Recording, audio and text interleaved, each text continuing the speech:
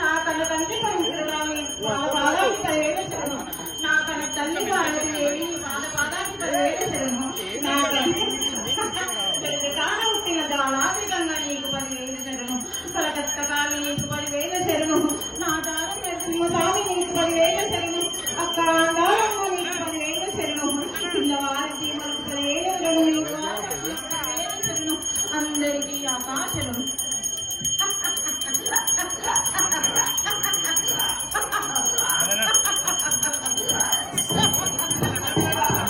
మీ యొక్క ఆశీర్వాదంతో దేవాలయ పూజా కార్యక్రమాలను మీరు నాకు బలాన్ని మరియు సాయాన్ని కూడా అందించేసి నాకు శక్తిని ప్రసాదించాల్సిన కోరుతున్నాము. వస్తున్నానంటే ఆడపిల్ల వచ్చిన తర్వాత ఎక్కడ ఉంటుందని మీకు తెలియదా? నేను వచ్చేసి నాకు తలమించనే కదా బాధ నన్ను కిందికి వేసేసిండ్రు. అది ఆ కార్యక్రమాన్ని మేము నిర్వహిస్తామమ్మా.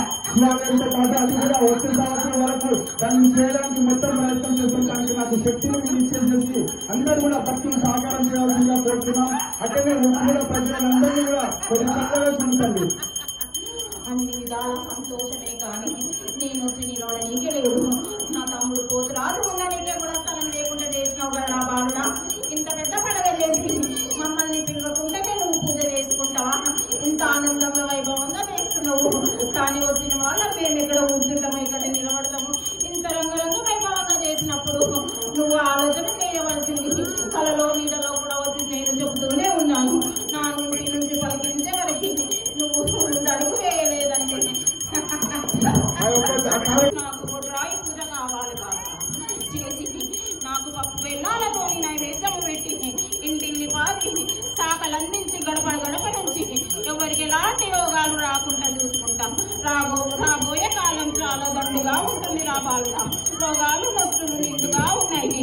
అవి పానదోడాలంటే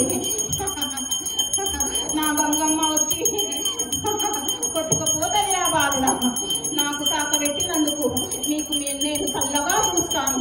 ఎలాంటి ఆపద రాకుంటాను, ఏ రోగాలు వస్తువులు లేకుంటాను, వర్షంలో కొట్టుకుపోయేటట్టు చూస్తాను. అంతటా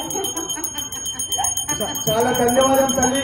మీ యొక్క ఆశీర్వాదంతో ఆ వరుణదేవుడు కూడా కరుణించి అందరిపైన చల్లని చూపు చూస్తున్నారు.